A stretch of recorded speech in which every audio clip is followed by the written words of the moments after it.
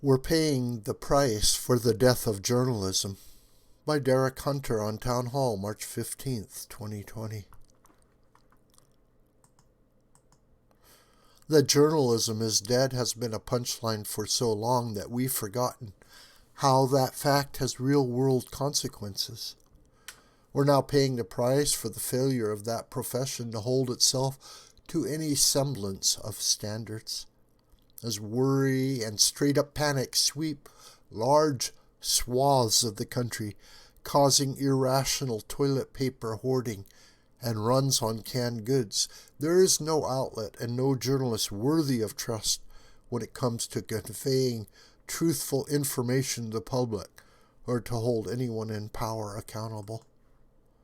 8 years of sycophantic, throne-sniffing coverage under President Barack Obama gave way to 4 years of nitpicking, hostility, and conspiracy theories. There are no standards anymore.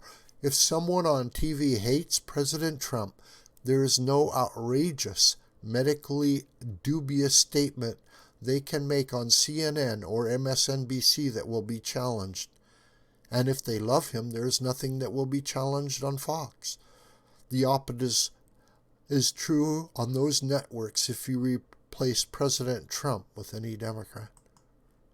This cheerleading is fine if the story is about politics, but this isn't about politics. This is about life and death. Coronavirus is a serious threat, but only to a very small segment of the population. Hyping or downplaying it is profoundly unhelpful when honesty is needed. But there isn't anyone trusted across the board in media to convey truthful information. So you get manufactured panic and runs on toilet paper. Supermarkets have empty shelves and fights break over a lack of basics. Media Democrats hype death totals without providing important perspective, perpetuating panic because it's good for ratings and their party.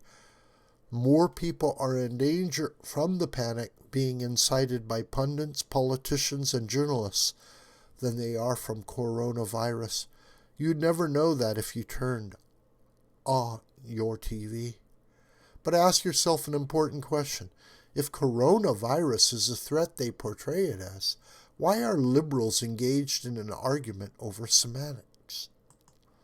If lives are at risk, why has every major left-wing news outlet wasted crucial time focusing on how they've declared calling it the Chinese coronavirus or the Wuhan virus to be racist and a threat to social order?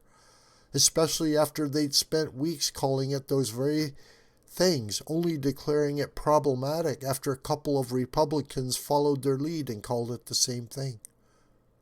Quote, politicians' use of Wuhan virus starts a debate health experts wanted to avoid, unquote, read one New York Times headline. The Atlantic ran one reading, Why Trump Intentionally Misnames the Coronavirus. The answer, according to them, because the president wants people to blame China for the outbreak. But China is responsible for the outbreak. Before it became widespread, China rejected help from the CDC and WHO, as reported by the New York Times itself.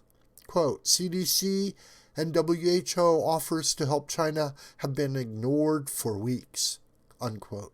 The Times reported on February 7th. Do liberal reporters not read the Times? Possibly.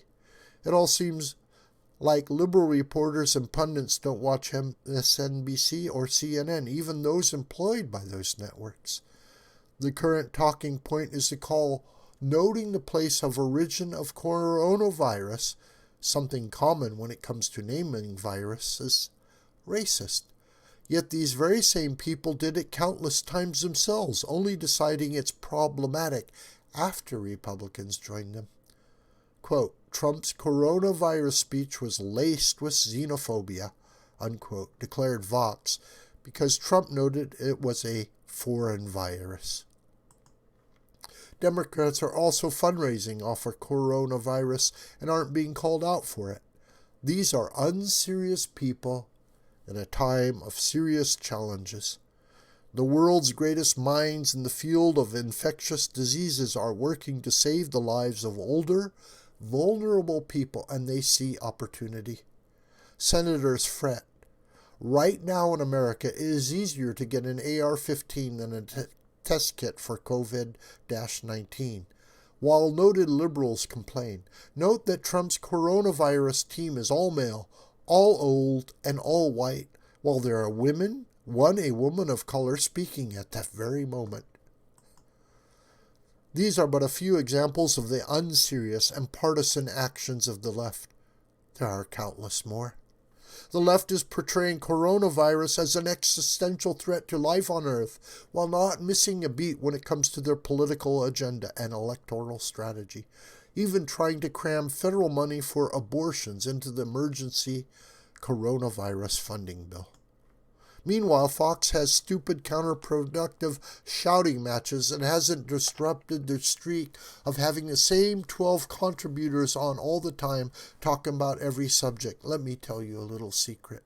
If you see a pundit on TV talking about every subject under the sun, from trade wars in Iran to the election and a pandemic, you are not getting useful information.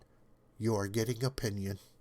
From the 9-person CNN panel to the MSNBC roundtable to the face-off on Fox, you are being entertained, not informed. If that's what you want, fine, but that's not what you need.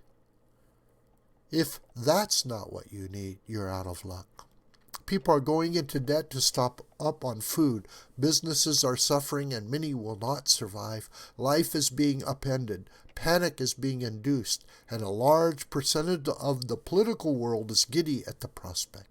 The death of journalism has left Americans with nowhere to turn to for reliable, honest reporting. All of these outlets could and should have only experts on to talk about coronavirus. What someone on the payroll with zero background in medicine thinks about this situation might be good for ratings, but it's not journalism. And people tune into news networks expecting to get news, especially in times like this. Unfortunately, you can't find news anymore because journalism is dead. It didn't die of coronavirus. It didn't even die of Trump Derangement Syndrome, though that helped push it over the edge. It was a slow suicide, and now we're paying the price. This video is a production of the School of the White Crane. Hi, my name is John Brooker. Please subscribe to this YouTube channel, and please share this video with family and friends and on social media. May God richly bless you, my beloved.